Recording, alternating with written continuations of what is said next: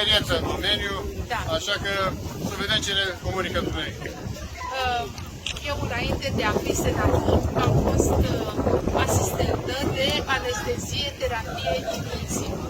Și am început activitatea ca și moașă la țară, după care am venit în Constanța și am lucrat la reanimare 35 de ani.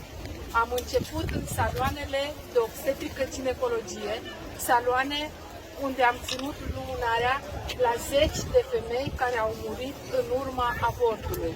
Însă și lucrarea mea de diplomă a fost anemia post-hemoragică, adică anemia după avort. Vreau să spun că justificat mă aflu aici. De multe ori îmi fac și mea culpa pentru că imediat după Revoluție s-au deschis cabinetele de obstetrică ginecologie unde se făceau avorturi legal făcute de medic, nu-și mai conformau femeile.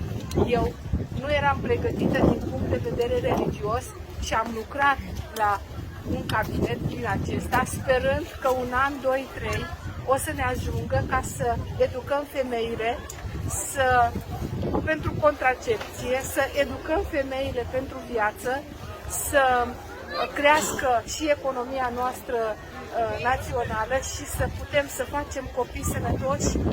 Și de multe ori am greșit.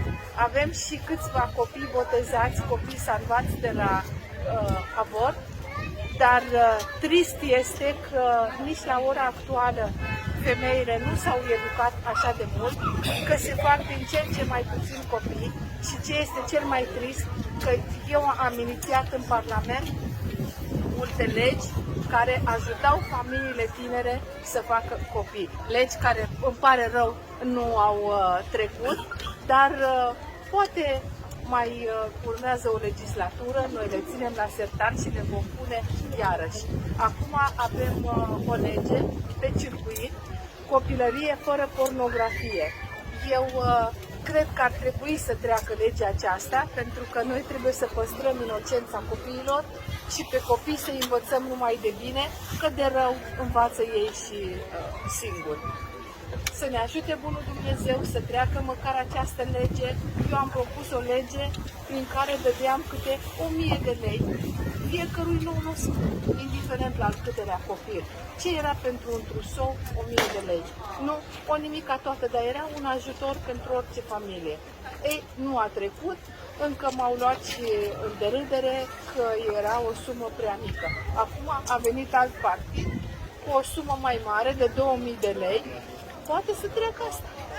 Acum mai mult. De senat n-a trecut, poate trece la deputat. Eu vă mulțumesc și nu vă plictisesc mai mult. Vă mulțumesc că durați și că ați venit aici.